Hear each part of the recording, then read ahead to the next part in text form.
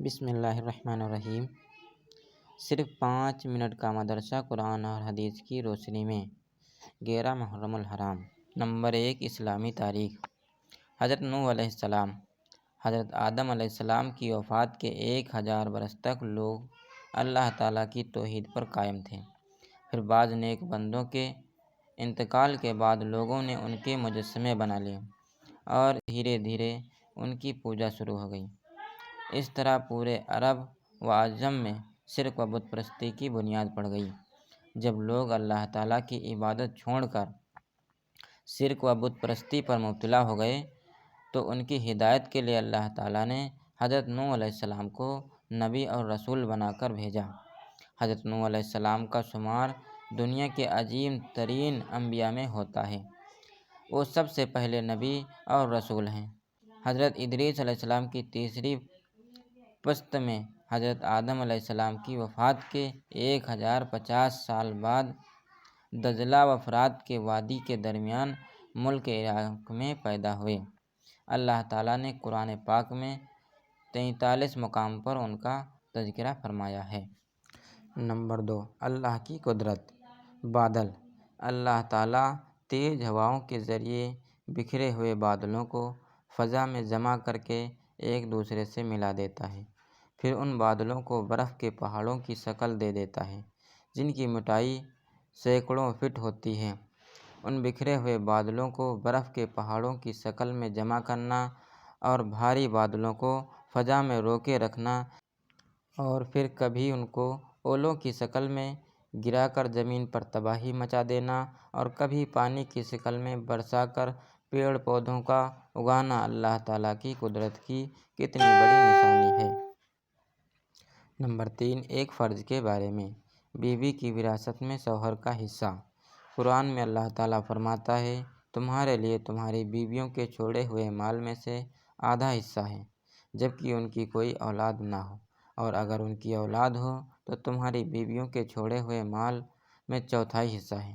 تمہیں یہ حصہ ان کی وصیت اور قرض ادا کرنے کے بعد ملے گا۔ نمبر 4، ایک سنت کے بارے میں۔ وضو کا پانی کھڑے ہو کر پینا۔ حضرت حسین رضی اللہ تعالیٰ عنہ بیان کرتے ہیں کہ ان کے والد حضرت علی رضی اللہ تعالیٰ عنہ نے وضو کیا اور وضو کا بچا ہوا پانی کھڑے ہو کر پیا۔ میں نے تعجب کیا، مجھے دیکھا اور کہا کہ مجھے تعجب کی کیا بات ہے؟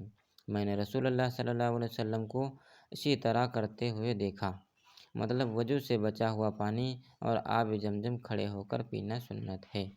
نمبر 5، ایک اہم عمل کی فضیلت۔ شکریہ ادا کرنے کی دعا۔ رسول اللہ صلی اللہ علیہ وسلم نے فرمایا، جس شخص کے ساتھ بھلائی کا معاملہ کیا گیا اور پھر اس نے بھلائی کرنے والے کو جزاک اللہ خیرن کہہ دیا تو گویا اس نے شکریہ کا حق ادا کر دیا۔ نمبر 6، ایک گناہ کے بارے میں۔ جھوٹی گواہی شرک کے برابر۔ رسول اللہ صلی اللہ علیہ وسلم نے فرمایا، جھوٹی گواہی اللہ کے ساتھ شرک کرنے کے برابر ہے۔ یہ بات رسول اللہ صلی اللہ علیہ وسلم نے 3 دفعہ ارشاد فرمائی۔ نمبر 7، دنیا کے بارے میں۔ دنیا کو مقصد نہ بنانا۔ رسول اللہ صلی اللہ علیہ وسلم نے فرمایا، جس شخص کا مقصد دنیا کمانا ہو اور اسی کے لیے سفر کرتا ہو، اسی کا خیال دل میں رکھتا ہو تو اللہ تعالیٰ غریبی اور بھوک کا ڈر اس کی آنکھوں کے سامنے کر دیتے ہیں۔ ہر وقت اس سے ڈر لگا رہتا ہے کہ آمدنی تو بہت کم ہے، کیا ہوگا، کیسے گزارا ہوگا، اور اس کے اوقات کو اسی فکر میں پریشان کر دیتے ہیں، اور ملتا اتنا ہی ہے جتنا مقدر میں ہوتا ہے۔ نمبر 8، آخرت کے بارے میں۔ قیامت کا زلزلہ۔ قرآن میں اللہ تعالیٰ فرماتا ہے، اے لوگوں، اپنے رب سے ڈرو، بے شک قیامت کا زلزلہ بڑی ہی ہولناک چیز ہے۔ جس روز تم اس زلزلے کو دیکھو گے تو یہ حال ہوگا کہ ہر دودھ پلانے والی عورت اپنے دودھ پیتے بچے کو بھول جائے گی اور تمام حمل والی عورتیں اپنا حمل گرا دیں گی، اور تم لوگوں کو نشہ کی سی حالت میں دیکھو گے، حالانکہ وہ نشے کی حالت میں نہ ہوں گے، لیکن اللہ تعالیٰ کا عذاب بڑا ہی سخت ہے۔ نمبر 9، طب نبوی سے علاج۔ بیماری سے بچنے کی تدبیر۔ حضرت جابر رضی اللہ تعالیٰ عنہ بیان کرتے ہیں کہ میں نے رسول اللہ صلی اللہ علیہ وسلم کو فرماتے ہوئے سنا کہ برتنوں کو ڈھانک دیا کرو اور مشکیزیں یعنی برتن وغیرہ کا منہ بند کر دیا کرو، کیونکہ سال میں ایک ایسی رات آتی ہے جس میں وبا اترتی ہے، بس جس برتن میں مشکیزے کا منہ کھلا رہتا ہے تو اس میں داخل ہو جاتی ہے۔ نمبر 10، قرآن کی نصیحت۔ قرآن میں اللہ تعالیٰ فرماتا ہے، اے ایمان والو، تم کئی گنا بڑھا کر سود مت کھایا کرو اور اللہ تعالیٰ سے ڈرتے رہو تاکہ تم کامیاب ہو جاؤ۔ اللہ تبارک تعالیٰ تمام باتوں پر عمل کرنے کی توفیق عطا فرمائے۔ چینل کو سبسکرائب کر لیں اور لائک کریں۔